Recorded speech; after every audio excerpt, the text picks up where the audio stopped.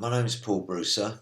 I have quite an interesting or colourful story. I was a heroin and crack addict for about 15 years, and the main reason why I became interested in Buddhism was because even though I was in a 12-step recovery program and doing all of that, my mind or my thinking was still very chaotic and very sort of addiction prone, meaning I could get a fix or to many things, whatever, it was drugs, maybe it was alcohol, food, working too hard, all of these things sort of had an allure, so to speak. And that's really why, because I was looking for something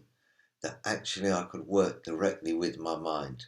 And when I was on this vacation, it was in Thailand, and there were lots of temples, and I started to become a little bit interested in Buddhism and what the philosophy was about, and the teachings of the Buddha. And so this sort of started me on my path to finding out, and I think the main reason is that, like a lot of people, in my younger life, I had quite a bit of trauma.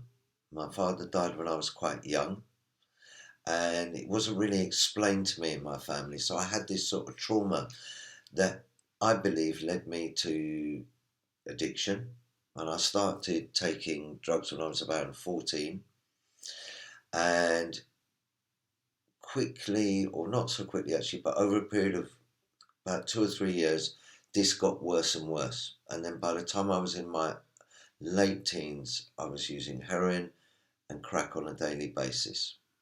And while working and holding down a sort of normal, so-called normal life. And in my 30s, I came across NA. I went to treatment, then I came across NA, Narcotics Anonymous, and I started to see that I had habitual patterns, tendencies, grasping, and basically I wanted to stop feeling or thinking. And it was the only thing that I could find that would actually do that.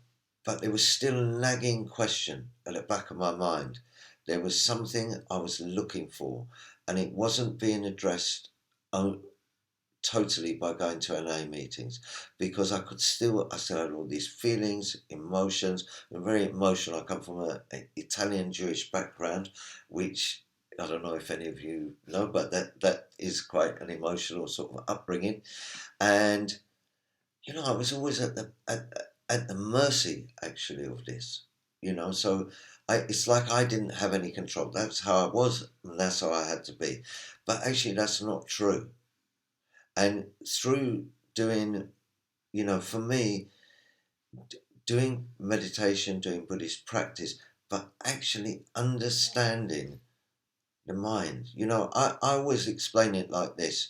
If you want to sort of like have a good body or whatever, you go to the gym and you work out.